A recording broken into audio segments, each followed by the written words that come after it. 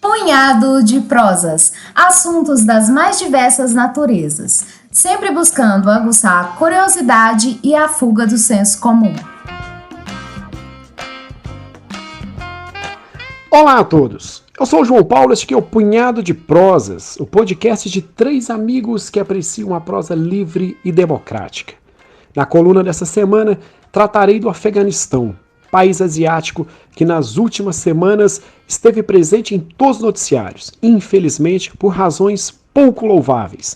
Mais uma vez, o país passa por uma convulsão política que pode afetar toda a geopolítica mundial. Vamos aqui começar fazendo uma caracterização do Afeganistão. O país tem uma população de 38 milhões de habitantes, que equivale à população do Canadá.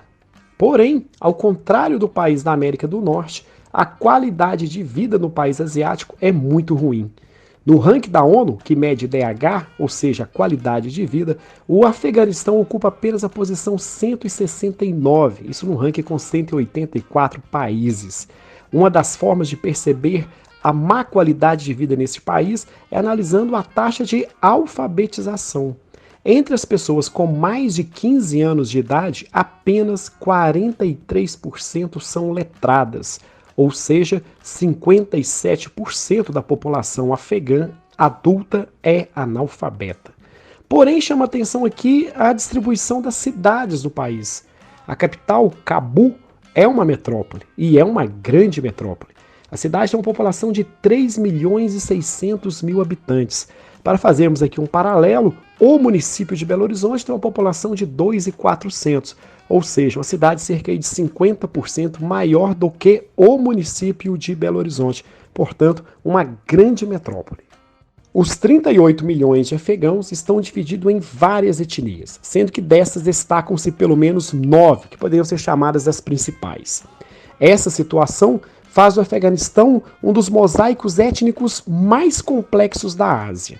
Essa diversidade ajuda a explicar o fato do governo oficial, sediado em Cabul, não conseguir exercer o poder de fato em todo o território. Desde que foi instalado em 2001 um governo para muitos fantoche, um governo americano controlado pelos americanos, este governo de Cabul, em nenhum momento, ele conseguiu exercer plenamente o poder em todas as regiões do país. Sobretudo nas zonas rurais e nas pequenas cidades, grupos paralelos ao Estado exerciam o poder, numa espécie de poder tribal. Entendendo aqui este poder tribal como aquele poder que emana de um líder local, seja um ancião tido como sábio ou um guerreiro destacado. Enfim, as leis de Cabul, o poder de Cabul, as leis de uma carta constitucional passam alheias a grande parte da população, valendo mais nesses lugares remotos do Afeganistão o poder local, o poder do líder tribal, do líder local.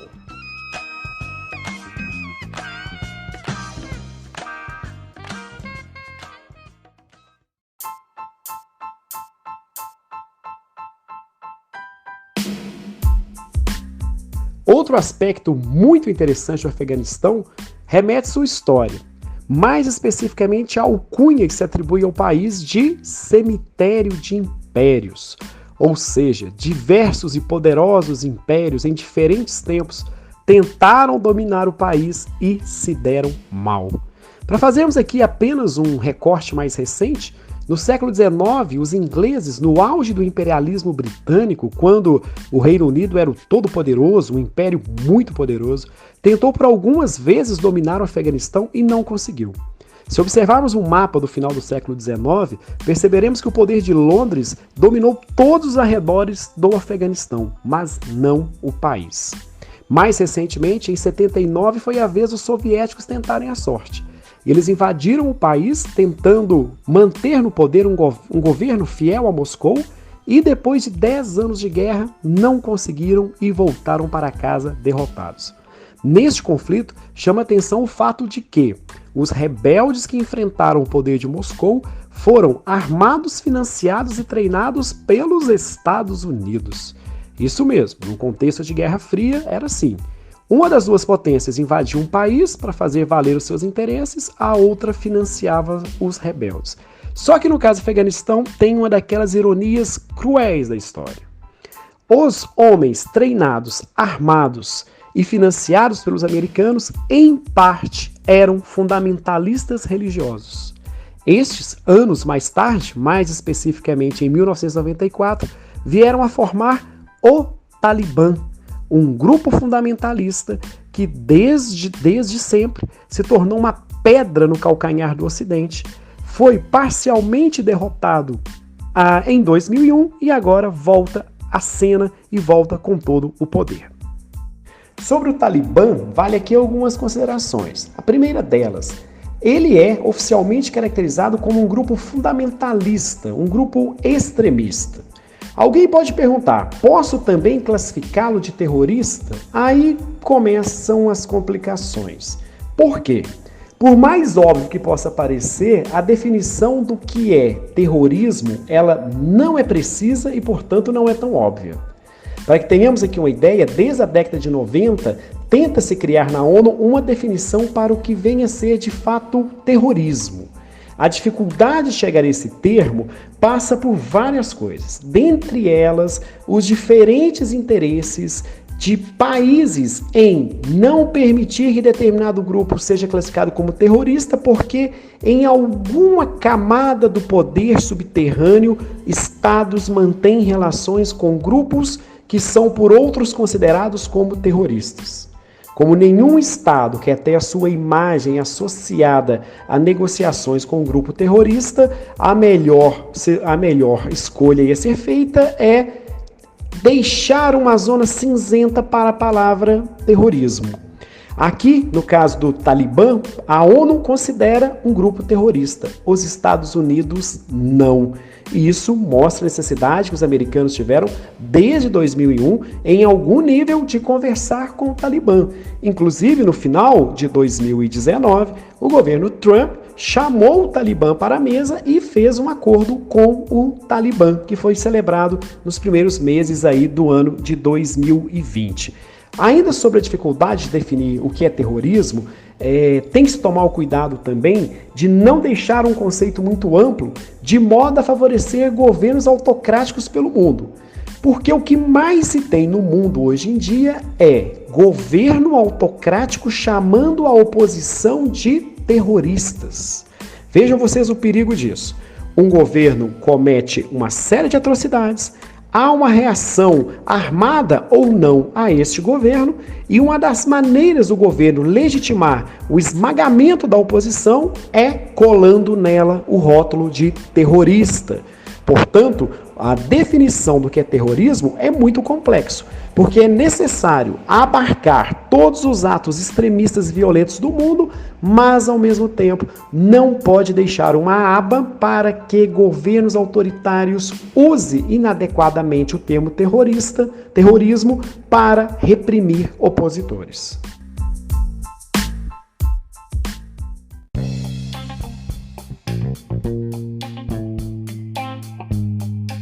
O Talibã significa em língua afegã os estudantes. Esse é um grupo que é composto por membros principalmente da etnia Pashtun, que é a mais numerosa do Afeganistão, cerca de 40% da população, e a sua territorialidade vai para além das fronteiras afegãs. Boa parte dessa etnia se encontra no país vizinho, no Paquistão. Aqui a gente começa a perceber a dificuldade de combater o Talibã, porque no limite é um grupo formado por pessoas de dois países, pessoas que não necessariamente reconhecem a fronteira Paquistão-Afeganistão como uma fronteira legítima. A percebem como uma criação abstrata dos ingleses, e esse povo permite flutuar livremente entre Afeganistão e Paquistão. E nem por parte do governo afegão, nem do paquistanês, há maior controle sobre essa fronteira nacional. Para a gente ter uma ideia da fluidez dessa fronteira, o Osama Bin Laden, quando capturado pelos americanos, ele se encontrava em território paquistanês. Bom, o que propõe o Talibã? O Talibã propõe uma versão radical da Sharia, ou seja, a lei islâmica. Isso no português mais claro significa uma interpretação chapada, literal, do livro sagrado para os muçulmanos, que é o Alcorão. Aqui vale uma observação. É importante, sempre que pudermos, combatermos a islamofobia, ou seja, essa visão errônea que se tem de perceber os muçulmanos como radicais, como extremistas. De fato, há radicalismo, há grupos jihadistas no islamismo, mas esses representam uma ínfima parcela da população muçulmana. De modo geral, os muçulmanos são pessoas comuns, como quaisquer outras praticantes de qualquer religião. São apenas pessoas que têm a sua espiritualidade e a manifestam de maneira tranquila. O mesmo não se pode dizer dessa outra minoria, que são os jihadistas, estes que propõem uma interpretação chapada, radical, literal e violenta de um livro sagrado. Entre os anos de 1996 e 2001, o Talibã esteve no poder. E de uma forma completamente arbitrária ao entendimento dos direitos humanos, introduziu punições de acordo com a interpretação radical da Sharia, a lei islâmica.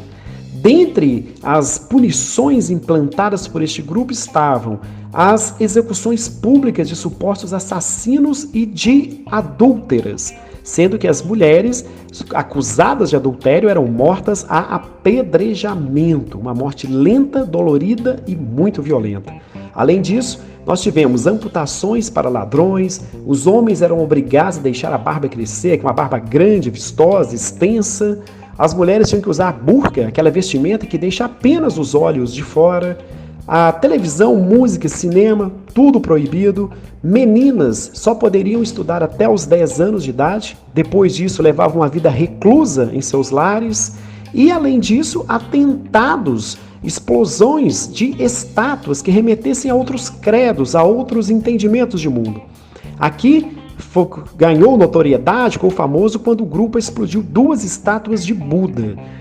Buda, budismo, a religião ali ao lado, de origem na Índia, o Afeganistão está próximo, então houve em algum momento, ao longo da história, uma penetração do budismo no território que hoje forma o Afeganistão. São estátuas milenares com um valor cultural e histórico assim, imensurável, e durante o período aí do governo Talibã, eles explodiram essas estátuas com o argumento de que aquilo não representava a fé verdadeira, a fé libertadora, e por isso deveria ser apagado esses registros de uma fé falha, de uma fé que não a verdadeira. Durante o período que esteve no poder, o Talibã abrigou no território do Afeganistão o grupo terrorista da Al-Qaeda, liderado pelo multimilionário saudita Osama Bin Laden. Ele precisava de um território, de uma certa proteção estatal para treinar os seus terroristas para que esses cometessem atentados mundo afora em nome da Al-Qaeda, praticando um jihadismo extremista. Dentre os atentados da Al-Qaeda, indiscutivelmente, de maior destaque estão aqueles que ocorreram nos Estados Unidos em 2001. A emblemática imagem de 2 aviões colidindo contra o World Trade Center, uma imagem épica que certamente passará por séculos como um momento decisivo da história. A partir daquele instante, os americanos vão intimar o governo do Talibã. Pede ao governo do Talibã a entrega imediata de Bin Laden e de todos os membros da Al-Qaeda que estão no território afegão. Todavia, para surpresa de muitos, o governo afegão se recusa a entregá-los, com o argumento de que estes eram hóspedes em seus territórios e, tendo em vista os valores de seu povo, a tradição de seu povo, jamais se entrega um hóspede. Um hóspede é da família e logo por ele se luta até o final. A partir da recusa do Talibã de entregar Bin Laden e seus comparsas, os americanos invadem o país em 2001 e rapidamente derrubam o governo Talibã, colocando no lugar um governo fantoche, um governo devidamente controlado e manipulado por Washington. Todavia, a queda do Talibã do poder não significou a sua derrota, não significou a sua extinção. Os membros do grupo se refugiaram ao longo de todo o território afegão, usando como grande arma a seu favor a geografia local. O Afeganistão é um país predominantemente montanhoso, repleto de vales profundos e muitas cavernas. Essa condição dá grande vantagem para quem adota uma tática de guerrilha. Dessa maneira, os membros do Talibã montaram diversas emboscadas, armadilhas para os soldados americanos. Portanto, um domínio por terra foi algo extremamente difícil, para não dizer impossível. No auge da ocupação americana, isso no ano de 2010, 2011, os americanos chegaram a ter 100 mil soldados no Afeganistão. E em nenhum momento eles conseguiram dominar plenamente o território. Em algumas regiões, as rurais, as mais montanhosas, o Talibã sempre esteve no poder, sempre se mantendo à espera da saída dos americanos para a retomada do poder. Essa geografia acidentada, ela ajuda a explicar também a derrota que os soviéticos e os ingleses e outros impérios do passado tiveram no Afeganistão. E esse povo, o afegão, sabe como poucos utilizar a geografia a seu favor, utilizar o relevo montanhoso para as emboscadas contra soldados profissionais. De pouco valeram os aviões supersônicos americanos, os seus mísseis megapotentes, para uma tática de guerra irregular, na qual combatentes do Talibã se refugiavam em pequenos acidentes do relevo e dali montavam ataques surpresas, ciladas para os soldados americanos. Todavia, aqui se faz uma pergunta inevitável. De onde o Talibã arrumou recursos econômicos para uma luta tão longa contra o exército mais poderoso do mundo? Bom, o Talibã é, antes de qualquer coisa, para muitos uma milícia. Uma milícia que se financia por diversos caminhos. Se financia através de extorsão, cobrando taxas de proteção, como uma espécie de mafiosos italianos. Se financia através do comércio de matéria-prima de heroína, a papoula da Índia, que é bastante cultivada. As condições climáticas e de solo são muito favoráveis no Afeganistão para a produção desta. Comercializam elas, obviamente, nos comércios paralelos, no submundo do comércio. E, além disso, ao que tudo indica, o Talibã recebe grana de alguns estados nacionais. Os estados nacionais sempre lembrados são a Arábia Saudita e Paquistão. Ambos os estados negam veementemente qualquer ajuda. Todavia, há consideráveis indícios de que, por debaixo dos panos, nos bastidores, não de forma oficial, que fique claro, os estados, mas de forma suboficial, aquele secretário que transfere uma grana para um projeto, que vai para o secretário, que vai para o vizinho, e no final de toda essa história o dinheiro vai cair lá no Talibã. Recebendo essa grana, mais o comércio da papoula, mais as taxas de extorsão cometidas em relação a comerciantes, fazendeiros locais, isso tudo somado deu ao Talibã fôlego econômico para uma luta tão duradoura contra o exército mais poderoso do mundo e deu ao grupo, inclusive agora, a condição de retomar o poder de forma meteórica, de forma acelerada, imprevisível por todos os analistas militares e geopolíticos.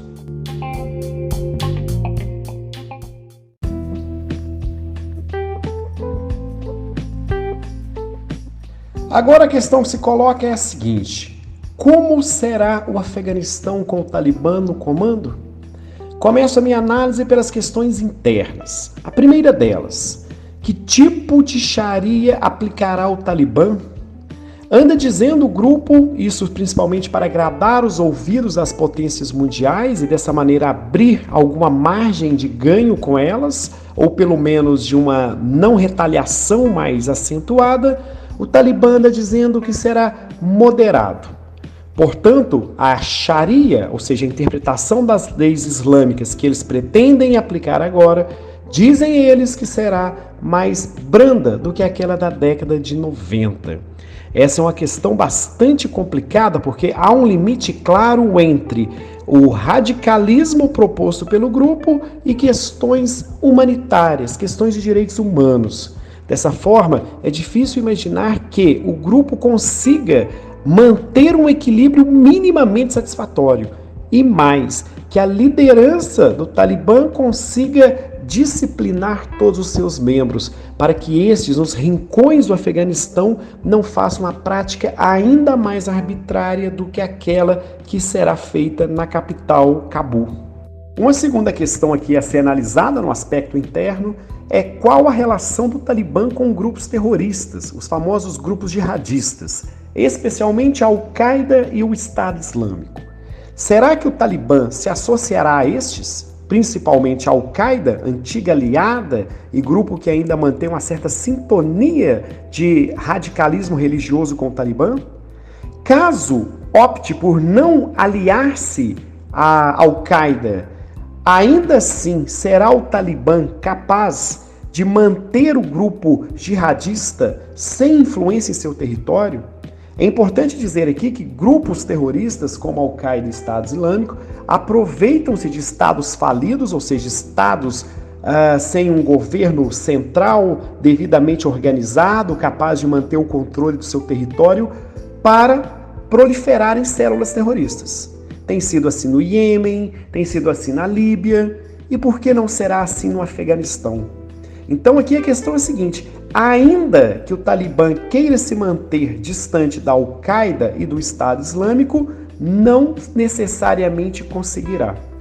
Uma outra observação importante aqui a ser feita é que Talibã e Estado Islâmico são rivais. Inclusive no acordo negociado em 2019 e 2020 entre Talibã e Estados Unidos, uma das questões colocadas pelo Talibã para aceitar o acordo com os norte-americanos é que os norte-americanos deveriam ajudar os talibãs a se protegerem do Estado Islâmico. Outra questão que tende a gerar problemas internos no Afeganistão do Talibã é a possibilidade de guerra civil. É importante dizer que nem todas as etnias que compõem o país estão satisfeitas e aceitam o governo do Talibã. Dessa maneira, tem começado a pipocar em algumas regiões do país células de guerrilheiros que combatem o Talibã, tentando tirar este do poder ou pelo menos tentando manter a sua região étnica e tribal longe da influência do grupo que assaltou o poder em Cabul.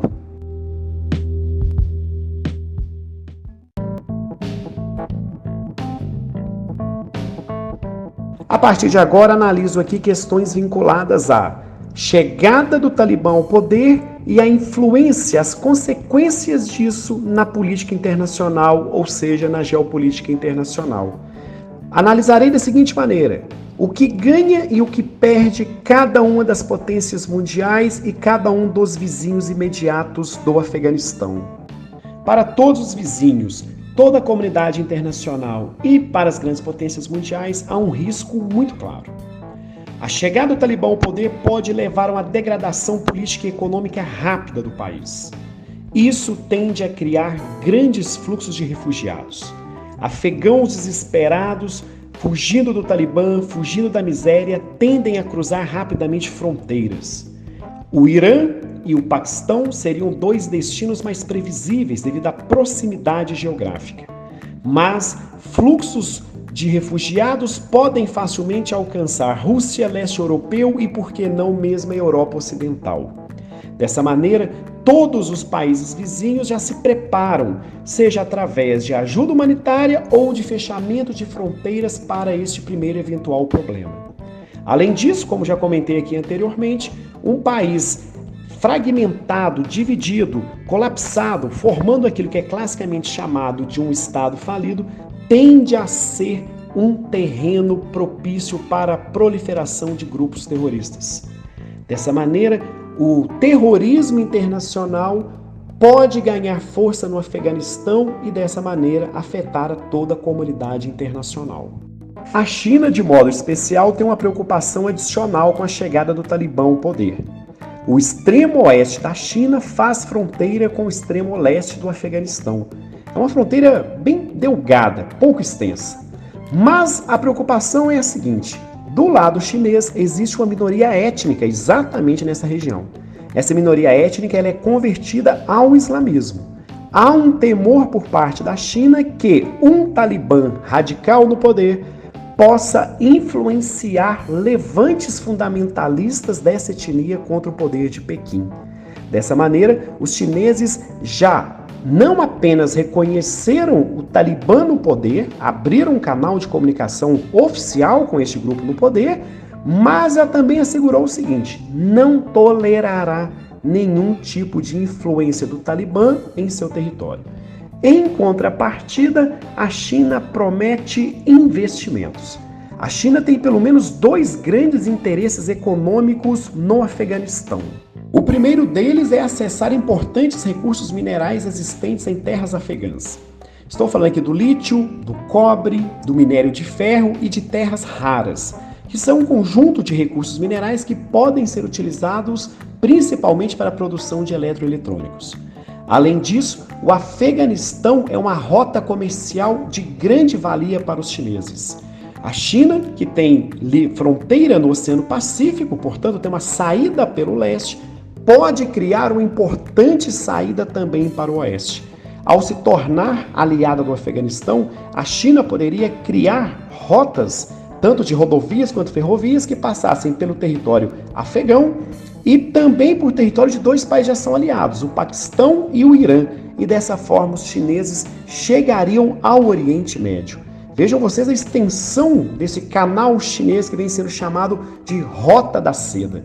A China poderia ter um canal privilegiado de comunicação e transporte ligando o extremo leste da Ásia até o Oriente Médio.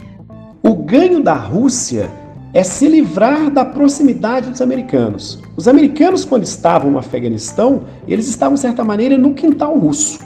O Afeganistão está separado da Rússia por apenas pequenos países. Ou seja, em uma eventual guerra, ou pelo menos uma ameaça de os russos estariam muito próximos de Moscou, estando no Afeganistão. Dessa forma, a retirada dos americanos do território afegão para os russos significa um alívio, uma menor tensão em suas fronteiras sul. Dessa maneira, os russos, através de Vladimir Putin, também já vêm acenando com possível acordo com os afegãos. Mas também, assim como Pequim, condiciona esse acordo a uma postura minimamente tolerável do Talibã, não aquele Talibã da década de 90. Dessa maneira, haver os interesses do Talibã em ser moderado, de modo a agregar importantes aliados, importantes parceiros. Quanto às consequências para os americanos, nós podemos pensá-las aqui como difusas. O ganho americano é a redução do custo militar de manter uma ocupação que já durava por 20 anos, a exposição de seus soldados a risco de morte em lugares tão distantes que a essa altura do campeonato não fazem maior sentido para a vida do cidadão comum norte-americano. Então, dessa maneira, podemos pensar aí ganhos, mas, de certa forma, há perdas também geopolíticas. Afinal de contas, como já mencionei aqui há pouco, a presença americana no Afeganistão significava uma pressão ao sul da Rússia e dava aos americanos uma fronteira direta com a China. Afinal de contas, um Afeganistão ocupado permitiria aos americanos estacionarem suas tropas na fronteira com a China, um outro rival. Portanto, a retirada das tropas americanas, sem dúvida alguma, tem essa perda. Agora, o grande derrotado americano dessa saída dos Estados Unidos do Afeganistão é, sem dúvida alguma, o seu presidente, o Biden. O Biden perde não por retirar os americanos do território afegão. Afinal de contas, esse já é um desejo majoritário na população norte-americana. Mas o Biden perde pela forma como a coisa está sendo feita. Biden subestimou o poder do Talibã, subestimou a rapidez com a qual esse grupo retomaria o poder em Cabul.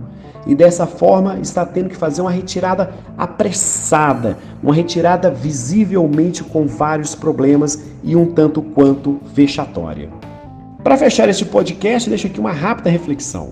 Tenho observado por parte de muitos a criação de um discurso no qual os afegãos são colocados como pessoas um tanto quanto extremistas, radicais, intolerantes e coisas do tipo.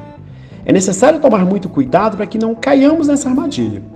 Afinal de contas, o Talibã ao todo representa um efetivo estimado de 60 mil homens. E aí, se pegarmos este número de pessoas e compararmos ao total de uma população de 38 milhões, Perceberemos que esses fundamentalistas, estes fanáticos, eles compõem uma pequena parcela da população do Afeganistão.